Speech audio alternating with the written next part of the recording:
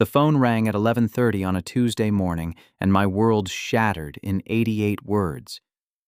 "We called the venue and canceled everything," Mom announced with the satisfaction of someone who'd just prevented a disaster. "That girl isn't right for you." Dad's voice joined the conversation from the kitchen extension. "The deposit's non-refundable, so we saved you money too." I was still processing this nuclear bomb when my other line buzzed. The venue manager's confused voice cut through my shock. "Mr. Thornton, someone claiming to be your mother tried to cancel your event at your own property. Should I contact security?" My hands trembled as I held both phones, the weight of 2 years' worth of carefully guarded secrets suddenly threatening to crush me. The irony was suffocating. My parents had just tried to save me money at a venue I secretly owned. I'd bought Willowbrook Estate 24 months earlier with the inheritance from my maternal grandfather, the only family member who'd ever believed in my entrepreneurial spirit. The property had been struggling, a beautiful but neglected wedding venue on the outskirts of town with financial troubles and outdated management systems. That's where my expertise as a software developer came in handy. For the past 5 years, I'd been building custom inventory management systems for small businesses, turning failing operations into profitable enterprises.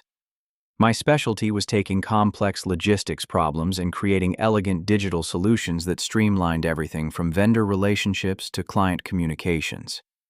The work paid well enough that I'd quietly accumulated a substantial nest egg, but my parents remained convinced I was perpetually on the verge of financial ruin. Their skepticism stemmed from my college years when I'd dropped out of business school to pursue programming. Dad had called it playing with computers, while Mom worried I'd never amount to anything substantial. Even after establishing my consulting firm and landing contracts with major regional businesses, they continued treating me like a child who couldn't manage his own finances. That's why I'd kept the venue purchase secret. Willowbrook Estate represented everything I'd dreamed of, building a business that combined my technical skills with my vision for creating something beautiful and lasting. The property sprawled across 15 acres of rolling hills dotted with ancient oak trees, featuring a restored 19th century mansion, manicured gardens, and a modern event pavilion I'd added using sustainable materials. When I'd first walked the grounds with the previous owner's realtor, I'd envisioned couples beginning their marriages surrounded by natural beauty and flawless service. The venue's potential was obvious, but it needed significant technological upgrades and operational restructuring to reach profitability. I'd spent 18 months implementing new booking systems, vendor management protocols, and customer service frameworks that transformed Willowbrook from a struggling business into one of the region's most sought-after wedding destinations. That's actually how I'd met Sarah. She'd been coordinating a corporate retreat for a technology startup, and I'd been on-site troubleshooting the new reservation system when she'd walked into the main office with her laptop bag slung over her shoulder and a determined expression that immediately caught my attention. Sarah ran her own event planning company specializing in corporate functions and intimate weddings. She had this incredible ability to see potential in any space and transform it into something magical through careful attention to lighting flow and personal touches that made each event feel unique. Watching her work had been like observing an artist in her element. Our first conversation had lasted 4 hours, starting with technical questions about the venue's capabilities and evolving into discussions about design philosophy, business ethics, and our shared vision for creating meaningful experiences. She'd had no idea I owned the property, assuming I was simply another vendor, and I'd chosen not to correct that assumption. Over the following months, we'd collaborated on dozens of events. She'd bring her creative expertise while I'd ensure the technical and operational elements ran smoothly. Our professional partnership had gradually become personal as we'd discovered shared interests in hiking independent films and cooking elaborate meals together on Sunday afternoons. Sarah appreciated my dedication to quality and attention to detail, without knowing those traits extended to owning and managing the venue where she frequently worked. She'd often commented on how well-run Willowbrook had become, praising the seamless coordination between different departments and the way problems were resolved before clients even noticed they'd existed. When I'd finally worked up the courage to ask her out, she'd laughed and said she'd been wondering when I'd get around to it. Our relationship had developed naturally around our shared work at the venue, creating a foundation based on mutual respect and compatible values that made planning our own wedding feel like the most natural progression in the world. The engagement had happened 6 months ago during a quiet evening at the venue after a particularly successful wedding reception. We'd been cleaning up discussing how perfectly everything had gone when I'd realized I wanted to spend the rest of my life creating beautiful moments with this incredible woman. The ring had been hidden in my truck for 3 weeks, waiting for the right moment that suddenly felt absolutely perfect. Sarah had said yes before I'd finished asking the question, and we'd started planning our own celebration at the venue that had brought us together. She'd been thrilled about the location, praising the management's flexibility and attention to detail without realizing she was complimenting her future husband's business acumen. My parents had met Sarah several times during family gatherings, but their interactions had been politely strained. They'd questioned her background, her career choice, and her intentions with subtle comments disguised as concern. Mom had made pointed observations about Sarah's independence and career ambitions, suggesting that successful marriages required more traditional dynamics. Dad had wondered aloud whether event planning constituted a real profession or simply an expensive hobby. Their disapproval had been frustrating, but not surprising given their history of questioning my judgment about everything from career choices to living arrangements. What I hadn't anticipated was their willingness to actively sabotage my wedding plans through direct interference with the venue. Now standing in my home office with 2 phones in my hands, I faced a crisis that threatened to expose secrets I'd carefully protected while potentially destroying the business I'd worked years to build. The venue manager was waiting for instructions about security protocols while my parents remained oblivious to the fact that their attempt to save me money had actually threatened the financial stability of my own company. The situation demanded immediate damage control, but revealing my ownership would raise questions about why I'd hidden such a significant investment from my family. More concerning was the implication that if my parents were willing to cancel my wedding without permission, what other boundaries might they be prepared to cross in their determination to control my life choices? I realized this wasn't just about one canceled event. This was about establishing whether I was going to continue allowing my family to treat me like a child whose decisions required their approval, or whether I was finally going to stand up for my right to make my own choices about my business, my relationships, and my future. The next 72 hours unfolded like a nightmare I couldn't wake up from. I'd managed to reassure the venue manager that the cancellation attempt was unauthorized, but the damage had already begun spreading through my family's social network, like a virus designed to destroy everything I'd built. By Thursday morning, my phone was buzzing with calls from relatives I hadn't spoken to in months, each one offering sympathy for my narrow escape from what they'd been told was a disastrous financial decision. Aunt Linda from Phoenix called to praise my parents' intervention, explaining that Mom had described Sarah as someone who was clearly after my money and had been pressuring me into an expensive wedding I couldn't afford. Uncle Tom left a voicemail congratulating me on coming to my senses before making a terrible mistake. Cousin Jennifer sent a text message expressing relief that I'd avoided getting trapped by someone who obviously didn't have my best interests at heart. Each conversation revealed how thoroughly my parents had poisoned the well-painting Sarah as a manipulative gold digger and me as a naive victim who needed protecting from my own poor judgment. The most devastating call came from Sarah herself, her voice tight with confusion and hurt. Her parents had received an anonymous phone call warning them that I was facing serious financial difficulties and that the wedding was being canceled due to my inability to pay for the venue. The caller had suggested that Sarah might not be aware of the full extent of my monetary troubles and that her family should encourage her to reconsider the engagement before she found herself tied to someone with insurmountable debt. Sarah's father, a conservative banker who'd already expressed concerns about his daughter marrying someone in what he considered an unstable profession, had immediately called an emergency family meeting to discuss the implications of these revelations. Her mother, who'd been warming up to the idea of our marriage, was now questioning whether they'd properly vetted my financial stability and long-term prospects. "They're asking questions I don't know how to answer," Sarah told me during a tense conversation in her apartment. "My dad wants to see your financial statements. My mom is wondering why your parents would feel the need to intervene if everything was as stable as you've claimed. They're suggesting we postpone the engagement until these issues get resolved." The irony was excruciating. My parents' attempt to protect me from financial ruin had created the exact scenario they'd claimed to be preventing. Sarah's family was now genuinely concerned about my ability to provide for their daughter, while Sarah herself was beginning to question whether I'd been completely honest about my circumstances. Meanwhile, my business was suffering collateral damage from my family's campaign of interference. Jake Morrison, my business partner, and the venue's operations manager called with increasingly urgent updates about mysterious cancellations affecting other clients.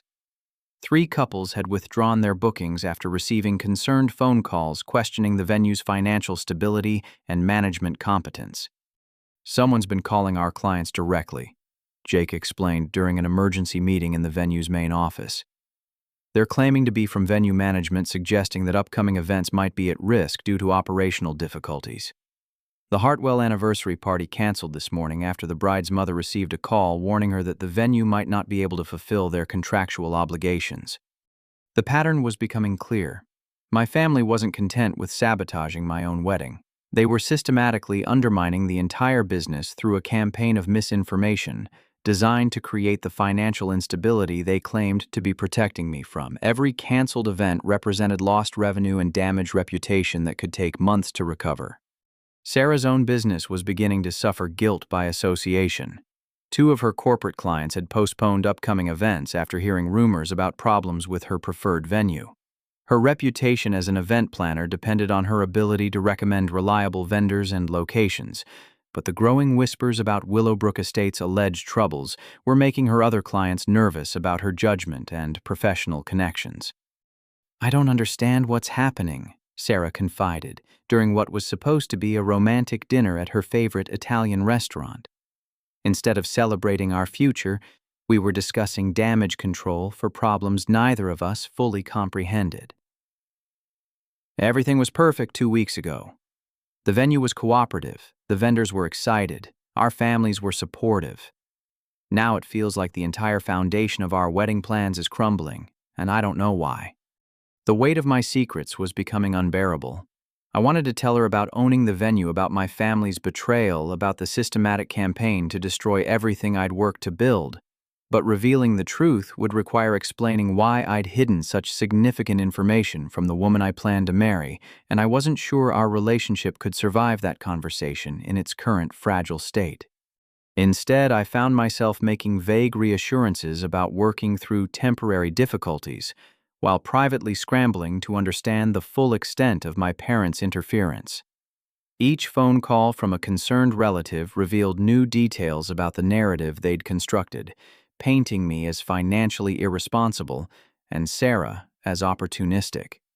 The situation reached a crisis point when I discovered that someone claiming to represent venue management had contacted the local Wedding Vendors Association, suggesting that Willowbrook Estate might be experiencing ownership changes that could affect existing contracts.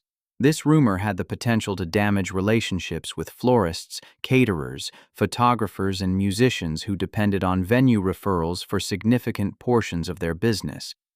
My carefully built network of professional relationships was unraveling because my family had decided they knew what was best for my life. The business I'd invested years developing was being sabotaged by people who had no idea they were destroying something I owned. The woman I loved was questioning our entire relationship based on lies designed to protect me from a danger that didn't exist. Standing in my empty venue office late that Thursday evening, surrounded by contracts for events that might never happen, and testimonials from clients who were now questioning their decisions, I realized that my strategy of protecting family relationships through secrecy had backfired spectacularly. My attempt to avoid confrontation had created a situation where the people I loved most were inadvertently destroying everything I'd worked to build. The revelation hit me like a physical blow. This wasn't going to resolve itself through patient explanation or diplomatic conversation. My family's interference had escalated beyond simple disapproval into active sabotage that threatened my business, my relationship, and my future. If I wanted to save everything I'd built, I was going to have to choose between protecting my family's feelings and protecting my own life. That choice became impossible to avoid when Sarah called just before midnight, her voice breaking as she delivered an ultimatum that shattered whatever remained of my illusions about managing this crisis quietly. "I think we need to postpone the engagement," she whispered through tears that I could hear even over the phone connection. "Until you figure out what's really going on with your finances and your family, I can't move forward with wedding plans. My parents think I'm making a mistake. Your parents obviously think you're making a mistake, and I'm starting to wonder if everyone knows something I don't." The line went dead, leaving me alone in the silence of the venue that had brought us together, now facing the possibility that my family's intervention had cost me everything I'd hoped to build, with the only woman who'd ever understood my dreams. Friday morning brought a discovery that transformed my understanding of the crisis from family interference to calculated manipulation. I'd gone to my parents' house to demand an explanation for their actions, planning to confront them about the damage their phone calls had caused to both my business and my relationship. Dad was in the kitchen making coffee when I arrived, and something about his casual demeanor struck me as odd given the chaos of the previous few days. While he was distracted with the coffee maker, I noticed his phone lying face up on the counter displaying a text message thread that made my blood run cold. "Rachel confirms she's back in town," the most recent message read. "Dinner Sunday at 7. Make sure Clint doesn't suspect anything until we're ready." My hands were shaking as I scrolled through the conversation history, each message revealing a deeper level of betrayal than I'd imagined possible. For the past 6 weeks, my parents had been coordinating with my ex-girlfriend Rachel to orchestrate what they apparently considered a romantic reunion. Rachel had been my college girlfriend, someone I dated seriously for 2 years before she'd moved to California to pursue a marketing career with a tech startup. Our breakup had been amicable but final, driven by incompatible life goals and her desire to live in a major metropolitan area rather than settle down in our small town. We'd maintained friendly contact for a few months before naturally drifting apart as our lives took different directions. According to the text thread, my parents had been funding Rachel's return to town, paying for her apartment lease and living expenses while she established herself locally under the pretense of exploring new career opportunities. The messages revealed detailed discussions about timing her reappearance to coincide with problems in my relationship with Sarah, creating an opportunity for what Mom referred to as helping Clint see reason. The conspiracy went deeper than simple matchmaking. Rachel had been providing intelligence about Sarah's background and business connections, information she could only have obtained through systematic research or surveillance. One message thread discussed Sarah's client list, her financial situation, and even personal details about her family that suggested someone had been conducting a thorough investigation into her life. Dad's phone contained photos of Sarah taken without her knowledge at restaurants, coffee shops, and business meetings around town. Someone had been following her, documenting her activities and interactions in a way that felt disturbingly invasive and potentially illegal. The images were paired with commentary about her suspicious meetings with various clients and vendors, interpreted through a lens of paranoia that painted normal business activities as evidence of ulterior motives. The most chilling discovery was a voice recording of a phone call between Rachel and my mother, discussing strategy for gradually inserting Rachel back into my social circle without raising suspicion. They'd planned her accidental appearances at places I frequented, coordinated her interactions with mutual friends to create the impression of organic reconnection, and even scripted conversations designed to plant seeds of doubt about my current relationship. "The key is making him think it was his idea," Rachel's voice explained through the phone speaker. "If he feels pressured, he'll rebel just like he did when you tried to control his career choices. But if I can make him remember how good things were between us, especially compared to all these problems with Sarah, he'll naturally start questioning whether he made the right decision." Mom's response revealed the extent of their coordination.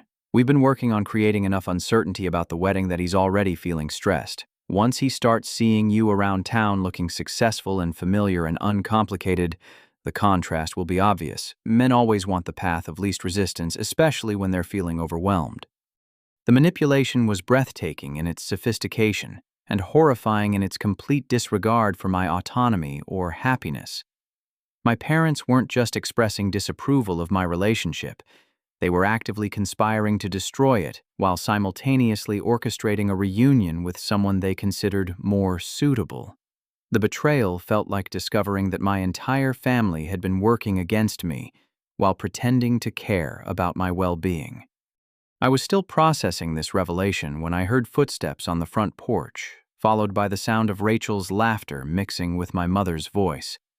They were arriving for what was apparently a planning session, disguised as a casual visit, completely unaware that I'd uncovered their conspiracy. Hiding in the living room, I listened as they discussed the next phase of their campaign. Rachel was supposed to attend the Community Arts Festival that weekend, knowing I'd be there with Sarah for what we'd planned as a romantic afternoon together. Her instructions were to approach us, naturally express excitement about seeing me again, and create what Mom termed productive tension in my relationship by representing an attractive alternative to the current difficulties. Remember, you're not trying to break them up directly, Mom coached. You're just being yourself, being successful and happy and available. Let him draw his own conclusions about which path leads to less drama and more stability. The conversation revealed that they'd been working together for months, not weeks. Rachel's job search had been fictitious. She'd been recruited specifically for this purpose and was being compensated for her role in dismantling my relationship. The funding for her relocation and living expenses was being treated as an investment in what Dad apparently considered my long-term happiness and their grandchildren's future well-being. Even more disturbing was their discussion of contingency plans if the subtle approach failed. They'd prepared more aggressive strategies, including having Rachel reach out to my professional contacts to position herself as a more suitable partner for someone in my line of work. They'd researched her background extensively to create talking points about shared interests and compatible life goals, essentially crafting a campaign designed to make her appear perfect for me, while highlighting every potential incompatibility with Sarah. The depth of planning was staggering. They'd created fake social media interactions to make Rachel's return seem organic, coordinated with mutual friends to ensure she'd be included in group activities, and even arranged for her to volunteer at charity events where she'd naturally encounter my business associates and extended family members who could provide positive references for her character and suitability. As I listened to them rehearse conversation strategies and review intelligence about Sarah's recent activities, I realized this wasn't just about my wedding or my relationship. This was about control, about my family's determination to direct every aspect of my life according to their vision of what would make me happy. They'd decided Rachel was the appropriate choice for my future, and they were prepared to manipulate, deceive, and sabotage to achieve that outcome, regardless of my own preferences or feelings. The most painful realization was that Rachel was a willing participant in this deception. The woman I'd once cared about deeply, someone I'd trusted with my dreams and vulnerabilities during our college relationship, had agreed to return to my life under false pretenses as part of a coordinated effort to destroy my current happiness. Her apparent affection and concern for my well-being was actually a performance designed to advance my parents' agenda. When they finally started discussing timing for the evening's surprise encounter, I realized I had to leave before they discovered my presence. But the damage was done. I now understood that the chaos surrounding my wedding wasn't the result of misguided concern or impulsive interference. It was the product of a sophisticated long-term campaign designed to reshape my life according to someone else's vision of what would make me happy. Walking back to my car, I felt like I was seeing my family clearly for the first time. The people who claimed to love me most had been working systematically to destroy my relationship, sabotage my business, and manipulate me into accepting a future I hadn't chosen. Their version of protecting me involved treating me like a puppet whose strings needed better management, rather than a grown man capable of making his own decisions. The realization that hit me hardest was that this level of betrayal wasn't something that could be resolved through conversation or compromise. My family had crossed lines that couldn't be uncrossed, violated trust that couldn't be restored, and demonstrated a willingness to harm me in service of their own preferences about my life. The question was no longer how to repair our relationships, but whether those relationships were worth preserving at all. That evening, as I sat alone in my office at Willowbrook Estate, I finally understood that protecting my family's feelings had enabled their worst impulses. My secrecy about the venue ownership had given them freedom to sabotage my business without consequences. My reluctance to establish boundaries had convinced them that my life was theirs to manage. My desire to maintain family harmony had created space for them to wage war against my happiness while pretending to care about my well-being. The time for diplomatic solutions had passed. If I wanted to save my relationship, my business, and my future, I was going to have to fight back with the same level of strategic thinking they'd been using against me. The difference was that I actually owned the venue they'd been sabotaging. I actually understood the business they'd been undermining, and I actually knew the truth about their motivations and methods. They'd taught me valuable lessons about manipulation, deception, and strategic planning. Now I was going to use those lessons to protect everything they'd been trying to destroy. Saturday afternoon brought the discovery that shattered every remaining illusion I'd held about my family's motivations. While searching through Dad's home office for additional evidence of their conspiracy with Rachel, I'd found a manila folder hidden behind his filing cabinet that contained documents I couldn't have imagined in my worst nightmares. The folder was labeled Willowbrook Acquisition Project in Dad's meticulous handwriting, and its contents revealed a level of betrayal that went far beyond personal manipulation into outright corporate sabotage. My parents hadn't just been trying to control my romantic life. They'd been systematically working to destroy my business as part of a calculated plan to acquire it for themselves. The first document was a partnership agreement between my father and Grandview Manor, the largest wedding venue in the region, and Willowbrook Estate's primary competitor.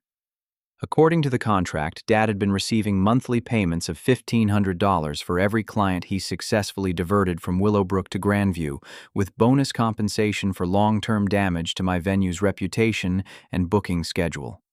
Eleanor Whitman, Grandview's owner, had apparently approached my parents 6 months ago with intelligence about my secret ownership of Willowbrook Estate. How she'd discovered this information wasn't clear, but she'd recognized an opportunity to eliminate her most successful competitor by turning my own family against me. The partnership agreement outlined a comprehensive strategy for undermining Willowbrook's operations through insider sabotage while positioning Grandview as the superior alternative for discerning clients. The financial records showed that my parents had earned over $18,000 in the past 5 months by systematically destroying my business relationships. Every concerned phone call to relatives, every warning about my financial instability, every suggestion that potential clients reconsider their venue choice had been compensated according to a detailed fee structure that treated my professional destruction as a profitable enterprise. Even more devastating was discovering that Rachel's involvement was part of a larger plan to acquire Willowbrook Estate at foreclosure prices after driving it into bankruptcy. The documents included projections showing how continued client losses and reputational damage would force me into financial distress within 8 to 10 months, creating an opportunity for Grandview Manor to purchase the property through a shell company controlled by my parents. The acquisition strategy was breathtaking in its calculated cruelty. Once they'd forced me into selling Willowbrook at below market value, my parents planned to renovate and rebrand the property as a gift for Rachel when she married me. Their vision involved transforming my business into a wedding present for the woman they'd recruited, to destroy my current relationship, creating a profitable venue that would provide long-term financial security for what they considered my appropriate future. A handwritten note from Eleanor Whitman laid out the psychological strategy with clinical precision. The key is making Clint believe that Sarah is the source of his problems while positioning Rachel as the solution. Once he's emotionally destabilized by business failures and relationship difficulties, he'll naturally gravitate toward familiar comfort and stability. Men in crisis typically revert to previous attachment patterns, especially when current relationships become associated with stress and failure. The documents revealed that Eleanor had studied my personality and relationship history, extensively consulting with a business psychologist to develop manipulation strategies specifically tailored to my psychological profile. They'd identified my tendency to avoid confrontation, my desire to protect others from uncomfortable situations, and my pattern of taking responsibility for problems beyond my control as vulnerabilities that could be exploited to advance their agenda. My parents had provided detailed intelligence about my character, my relationship with Sarah, my business operations, and my financial situation to someone who was using that information to systematically destroy everything I'd worked to build. They'd betrayed confidential family conversations, shared private concerns I'd expressed about business challenges, and collaborated with a competitor to damage relationships I'd spent years developing with vendors, clients, and industry professionals. The most horrifying discovery was a recorded phone conversation between Dad and Eleanor from 3 weeks earlier, discussing the success of their campaign and planning the next phase of their operation. Dad's voice was cheerful and satisfied as he reported on the progress of their sabotage efforts. The boy's finally starting to crack under the pressure, he told Eleanor with obvious pride. Sarah's family is questioning the engagement 3 more clients have canceled this week, and he's looking exhausted every time I see him. Rachel says he's been distant and preoccupied when she's encountered him around town, which means the stress is affecting his ability to maintain his relationships. Eleanor's response revealed the depth of their coordination. Perfect. The bank records show Willowbrook's revenue is down 38% from last quarter, and their vendor payments are starting to lag behind schedule. Once we trigger another wave of cancellations next month, they'll be facing serious cash flow problems that should force some difficult decisions about the property's future. The conversation continued with discussions of how to accelerate my business's decline, while ensuring that Rachel remained positioned as an attractive alternative to the chaos surrounding my current life. They'd planned to have her establish herself in the local business community as a successful marketing consultant, creating a professional reputation that would make her seem like an ideal partner for someone struggling with entrepreneurial challenges. The beauty of this approach, Dad explained to Eleanor, is that Clint will think he's making his own choices. When he decides to sell the venue and marry Rachel, he'll believe those decisions came from his own analysis of what's best for his future. He'll never know we guided him toward the outcomes that serve everyone's interests. Everyone's interests except mine. The people who claimed to love me most had been treating my life like a business opportunity, my happiness like a commodity to be traded for their financial gain and social preferences. My father was literally being paid to destroy my professional reputation, while my mother recruited my ex-girlfriend to dismantle my personal relationships. The documents included detailed profiles of Willowbrook's vendors, clients, and staff members, complete with strategies for undermining each relationship through targeted misinformation campaigns. Eleanor had created individualized approaches for damaging my connections with florists, caterers, photographers, musicians, and other wedding professionals who depended on venue referrals for significant portions of their income. They'd even researched Sarah's business extensively, identifying her key clients and developing plans to damage her reputation by association with what they portrayed as a troubled venue. The goal was to isolate me professionally and personally, creating a situation where Rachel represented the only stable relationship in my increasingly chaotic life. The psychological manipulation was sophisticated enough that they'd consulted with marketing experts about timing and messaging strategies designed to maximize emotional impact while minimizing the risk of discovery. They'd studied techniques used in corporate takeovers and political campaigns, adapting those methods to create what amounted to a hostile acquisition of my personal and professional life. As I photographed each document with my phone, I realized that my family's betrayal went far beyond disappointment or concern about my choices. This was deliberate, systematic, and financially motivated sabotage conducted by people who'd been pretending to care about my well-being while actively working to destroy everything I'd built. The most painful realization was that they'd never intended for me to discover their involvement. The plan was for me to experience a series of apparently random setbacks that would gradually convince me to make the decisions they wanted, while believing those choices reflected my own judgment and preferences. They'd designed a campaign to manipulate me into accepting a future I hadn't chosen while ensuring I'd never know I'd been manipulated. Sitting in Dad's office, surrounded by evidence of their conspiracy, I understood that this wasn't something that could be resolved through family counseling or honest conversation.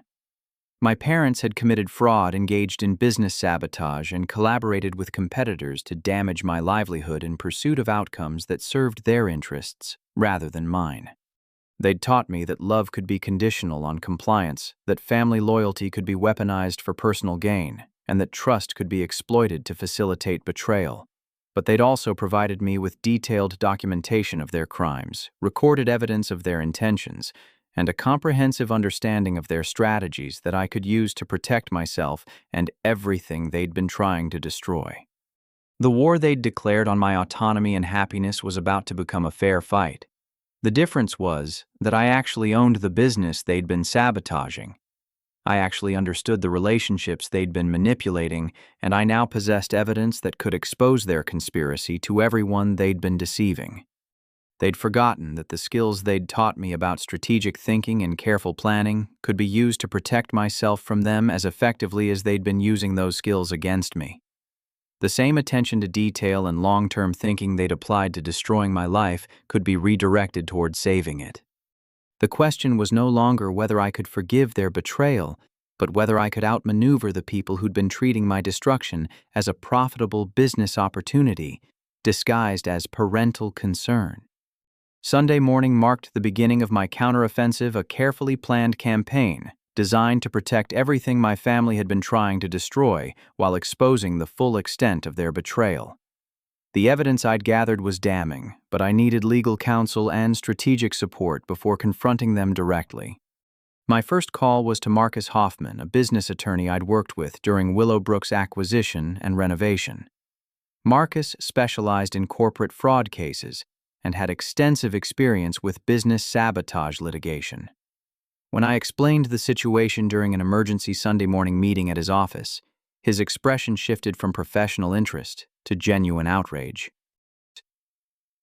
"What you're describing isn't just family interference," Marcus said after reviewing the documents I'd photographed. "This is organized business sabotage with clear financial motivations.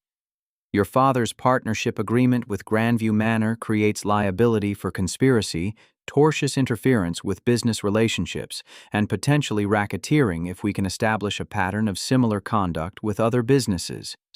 Marcus explained that Eleanor Whitman's systematic campaign to destroy my venue through insider manipulation violated multiple state and federal laws governing unfair business practices. The documented payments to my parents for client diversion constituted fraud, while their use of deception to damage my professional relationships created grounds for substantial monetary damages. The recorded conversations are particularly valuable. Marcus continued spreading the evidence across his conference table. "Your father explicitly acknowledges receiving compensation for sabotaging your business, while your mother discusses manipulating you into making decisions that serve their financial interests rather than your well-being. This level of documentation is unusual in family business disputes, but it provides us with exceptional leverage for both civil litigation and potential criminal prosecution." We developed a comprehensive legal strategy that included cease and desist orders to stop their interference with my business operations, restraining orders to prevent further contact with my clients and vendors, and civil litigation to recover damages for lost revenue and reputational harm. Marcus recommended involving the district attorney's office if we discovered evidence that Eleanor Whitman had engaged in similar sabotage campaigns against other competitors. While Marcus prepared the legal paperwork, I began rebuilding relationships with the clients and vendors my family had targeted. This required delicate diplomacy since I needed to explain the situation without revealing details about family dysfunction that could create additional reputational damage for Willowbrook Estate. Jake Morrison, my operations manager, proved invaluable during this process. As someone who'd witnessed the mysterious cancellations and vendor problems without understanding their source, He was able to provide detailed documentation of the damage while helping me craft explanations that focused on resolving the problems rather than assigning blame. "I knew something was off about those phone calls," Jake said during our strategy session Monday afternoon. "The supposed management representatives couldn't answer basic questions about our policies and procedures, but they seemed to know specific details about individual client contracts that should have been confidential. Now it makes sense that they were getting inside information from your family." Together, we created a client recovery plan that involved personal meetings with everyone who'd canceled or expressed concerns about Willowbrook's stability. Rather than making excuses or defensive explanations, we focused on demonstrating the venue's continued excellence through facility tours, vendor testimonials, and detailed presentations about recent successful events. The results were encouraging. Most clients had been genuinely confused about the conflicting information they'd received and were relieved to get clarification directly from venue ownership. Several couples rescheduled their canceled events after seeing evidence of Willowbrook's continued success and financial stability. Meanwhile, I was preparing for what would be the most challenging conversation of my life, telling Sarah the complete truth about my ownership of the venue, my family's sabotage campaign, and the systematic manipulation that had been designed to destroy our relationship. This conversation could not wait until the legal proceedings were resolved, since her trust in me had been damaged by my secrecy about the property ownership. Tuesday evening, I invited Sarah to dinner at my apartment, creating a private setting where we could discuss everything without interruption. I'd prepared comprehensive documentation of the situation, including copies of the sabotage evidence legal analysis from Marcus and a timeline showing how my family's interference had created the relationship problems she'd been experiencing. "I need to tell you something that's going to change how you see everything that's been happening." I began, my hands trembling slightly as I handed her the folder containing the evidence. "I own Willowbrook Estate. I've owned it for 2 years, and I should have told you months ago when our relationship became serious." Sarah's expression shifted through confusion, hurt, and anger as she processed this revelation. "You've owned the venue where we've been planning our wedding, where I've been working for almost 2 years, and you never thought to mention this." The conversation that followed was painful, but necessary. I explained my reasons for maintaining secrecy about the property, purchased my concerns about family interference in my business decisions, and my gradual realization that hiding the truth had enabled the very problems I'd been trying to avoid.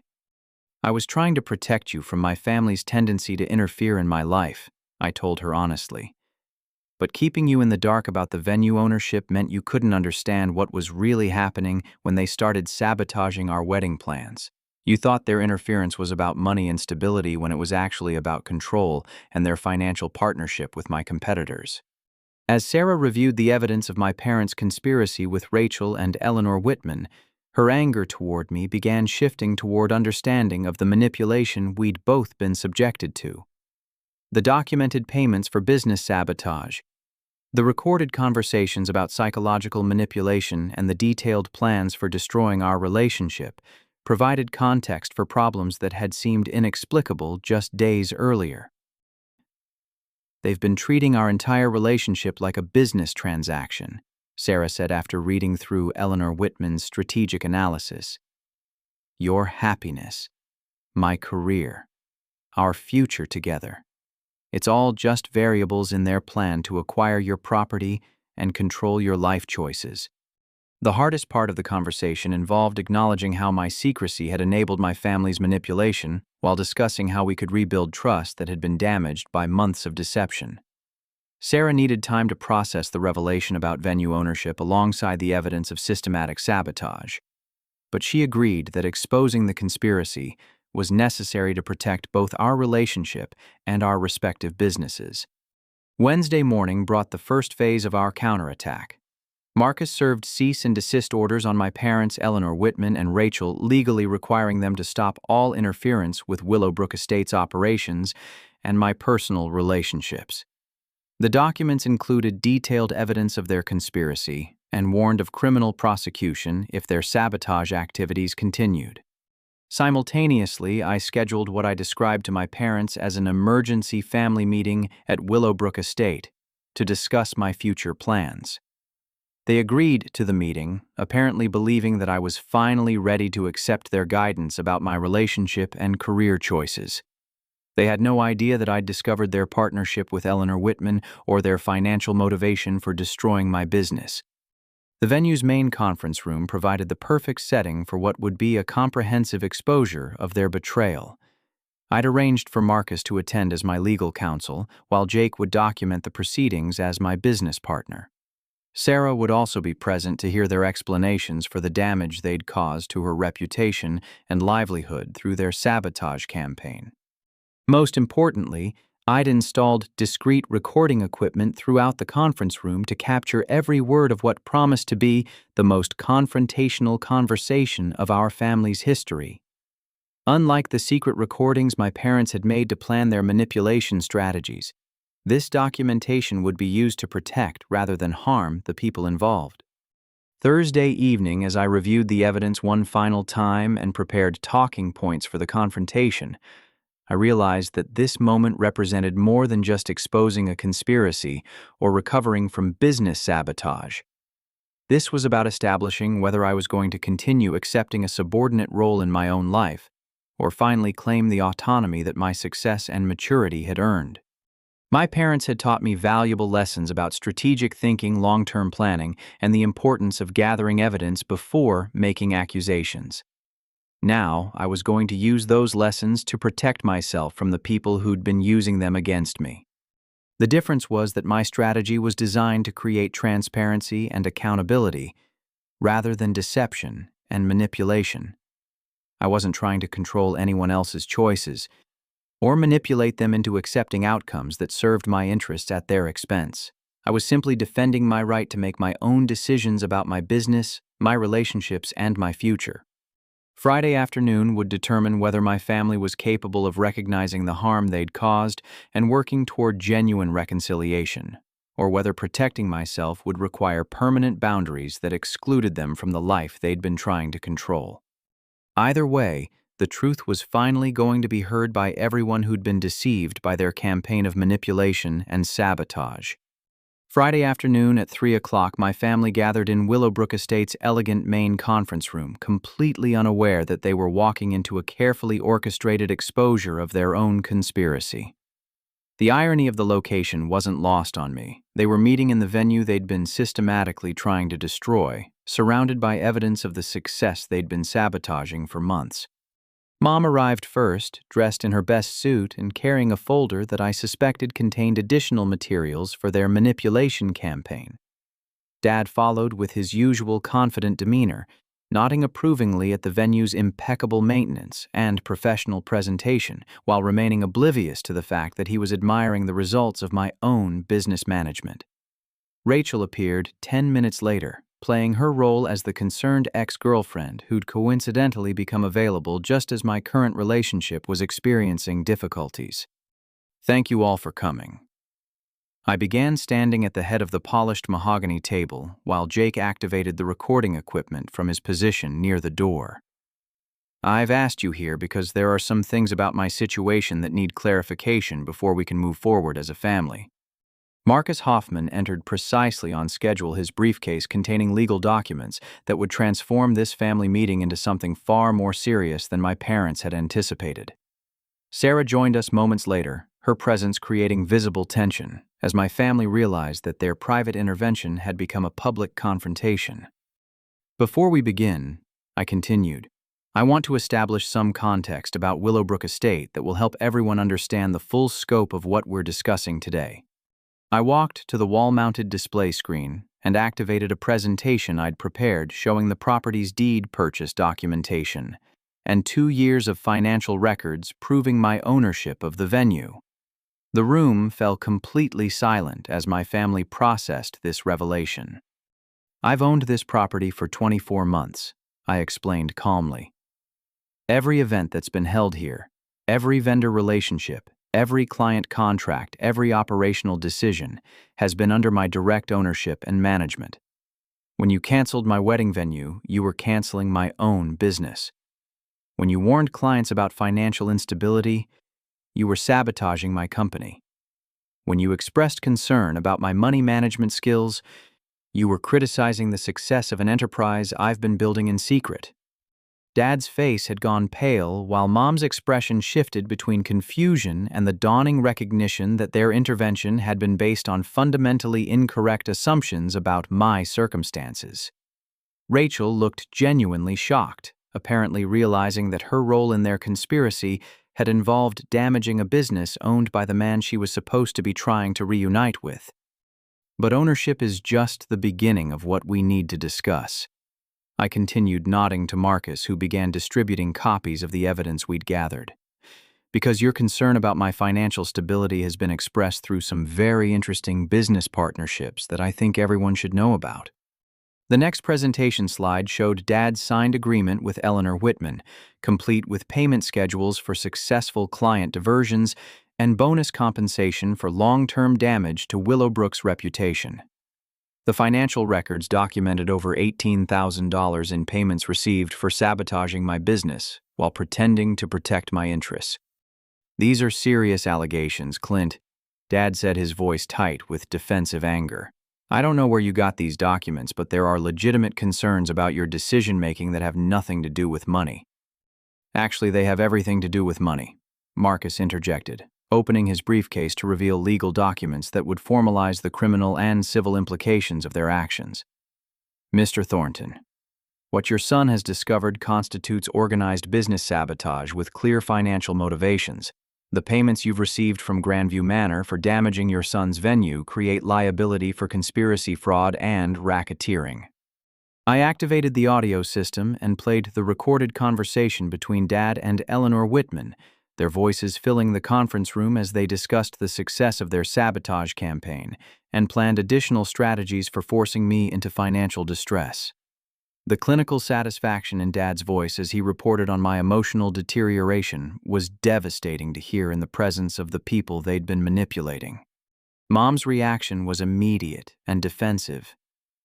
We were protecting you from making a terrible mistake, she insisted, her voice rising with indignation. That woman has been using you for access to business opportunities, and you've been too infatuated to see it clearly. That woman, Sarah said quietly, speaking for the first time since entering the room, has her own successful business that's been damaged by your lies about Clint's financial situation.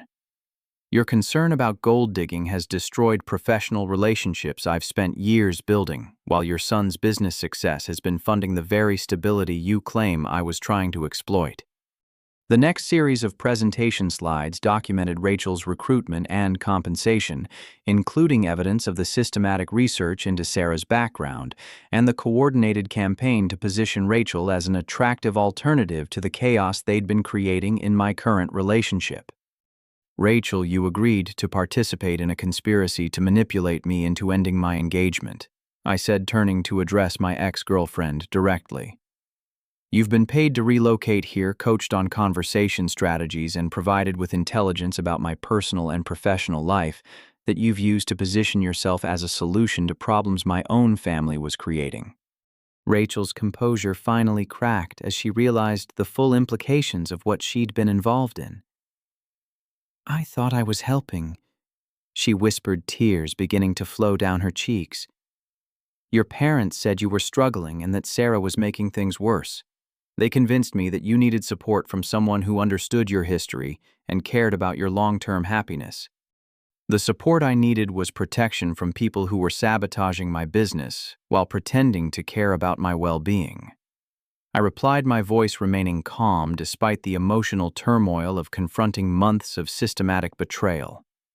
What I received instead was a coordinated campaign designed to destroy everything I'd worked to build so that you could profit from acquiring my property at foreclosure prices.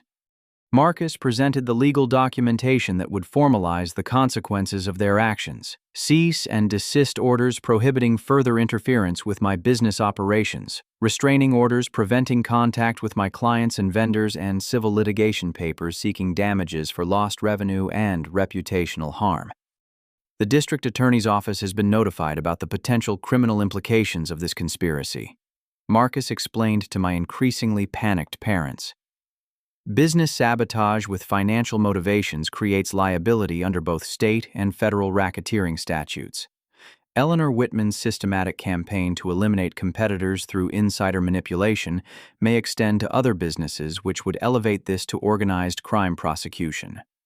The room erupted in desperate justifications and defensive explanations as my family finally understood the legal and financial consequences of their actions. Dad attempted to characterize his payments from Eleanor as consulting fees for legitimate business advice, while Mom insisted that their concern about Sarah's motivations justified whatever methods they'd use to protect my interests.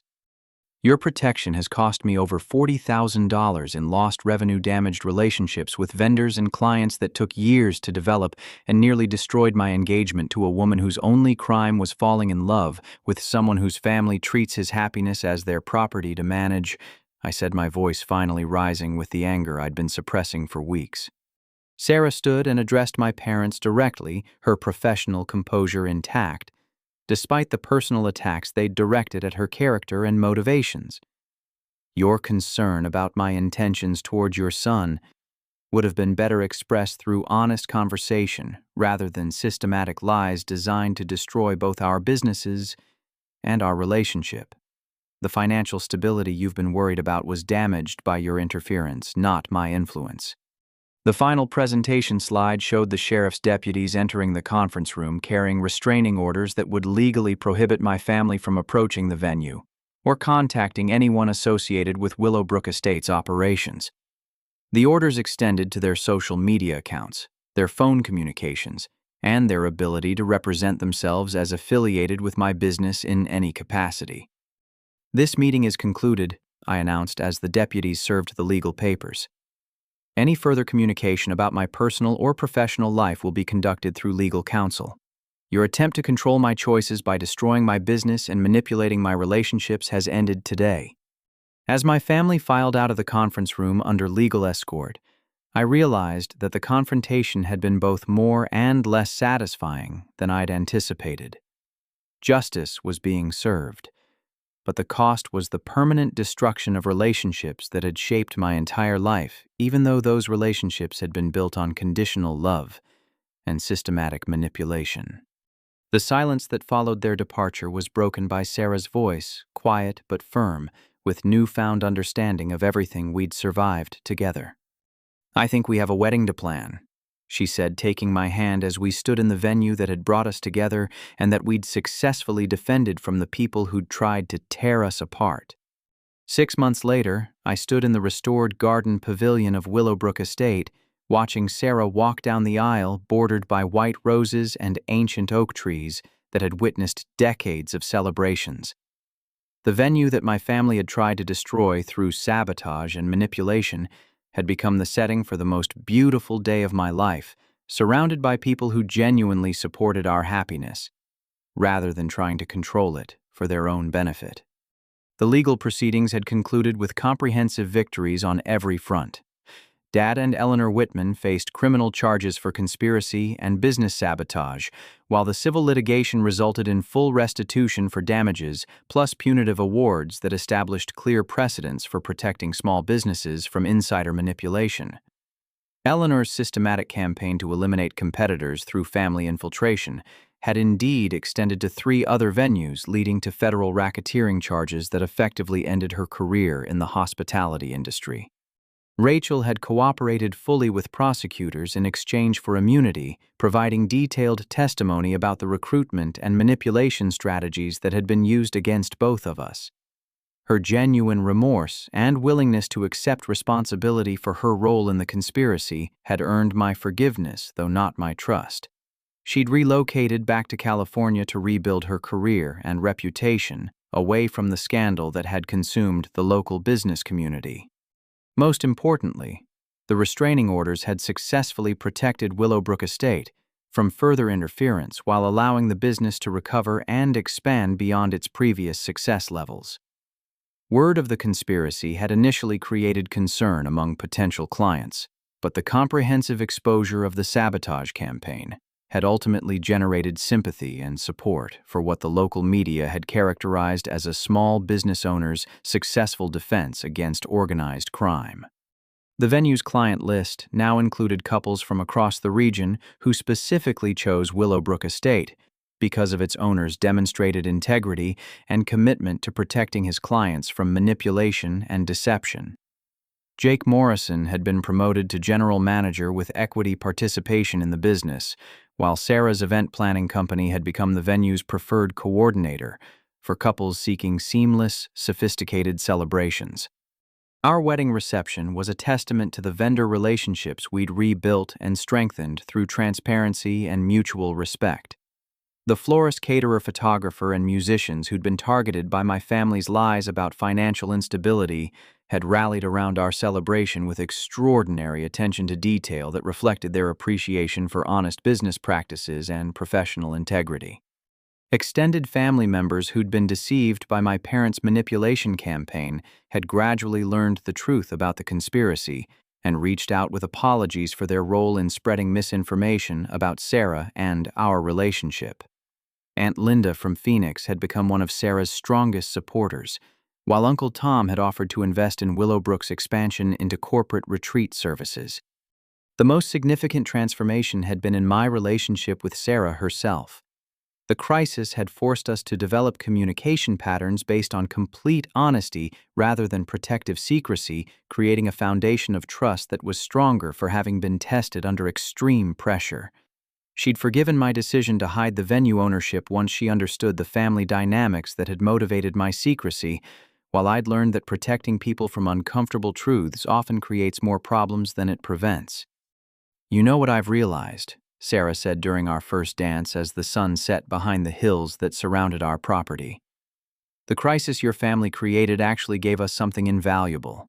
We learned that we can survive deception, manipulation, and systematic attacks on our relationship while still choosing to love and trust each other." She was right. The conspiracy had been designed to tear us apart by creating stress and uncertainty that would drive us toward easier alternatives, but instead it had revealed the depth of our commitment to building something authentic together. We'd discovered that real love involves supporting each other's dreams rather than trying to control them, and that genuine partnership requires transparency, even when transparency creates temporary discomfort. The venue business had expanded beyond my original vision, incorporating Sarah's expertise in corporate event planning, while maintaining the intimate, personalized approach that had attracted couples seeking alternatives to the impersonal service offered by larger competitors. We'd implemented new technologies that streamlined operations while preserving the personal attention that made each celebration feel unique and meaningful. My parents remained legally prohibited from contacting me directly, but Marcus had facilitated limited communications through supervised family counseling sessions designed to address the underlying issues that had enabled their destructive behavior. Progress was slow and uncertain, but Mom had begun acknowledging the harm caused by treating my autonomy as a threat to be managed rather than a right to be respected. Dad's recovery was more complicated since his partnership with Eleanor Whitman had been motivated by financial gain as much as parental concern. The criminal proceedings had forced him to confront the reality that he'd been willing to destroy his son's livelihood for money, while convincing himself that his actions were protective and loving. Rebuilding trust would require more than apologies. It would require fundamental changes in how he understood the relationship between love and control. The most profound lesson from the entire experience was recognizing how my desire to avoid confrontation had enabled my family's worst impulses while denying them opportunities to develop healthier patterns of interaction. By hiding my success and independence to protect their feelings, I'd maintained their illusion that my life required their management while preventing them from adjusting to my actual capabilities and circumstances. Standing on the dance floor surrounded by friends and chosen family who celebrated our happiness without conditions or hidden agendas, I understood that real love doesn't require sacrifice of dreams or compromise of integrity. The people who truly care about your well-being want to see you succeed on your own terms rather than reshape you according to their preferences about what your life should look like. Sarah and I had learned that building something beautiful together requires courage to defend it from people who would rather see you fail in ways they can understand than succeed in ways that challenge their assumptions about what's possible or appropriate. We discovered that some relationships are worth fighting for, while others are worth fighting against, and that knowing the difference is essential for creating the life you actually want, rather than the life others want for you. The venue business continued growing as couples throughout the region recognized the value of celebrating with vendors who prioritized client interests over personal profit. Willowbrook Estate had become known for integrity and excellence, precisely because we'd been forced to defend those values against systematic attempts to undermine them for financial gain. As the evening wound down and our guests began departing with gratitude for witnessing such a genuine celebration of love and commitment, Sarah and I walked through the gardens we'd successfully protected from people who'd tried to destroy them out of misguided concern for our future. I think we learned something important about the difference between love and control. I told her as we paused beside the fountain where I'd first realized I wanted to spend my life creating beautiful moments with this incredible woman. Real love trusts people to make good decisions about their own lives, while control disguises itself as protection to justify manipulating people into accepting choices they didn't make. The stars were emerging above Willowbrook Estate as we made our way back to the pavilion where our celebration had begun.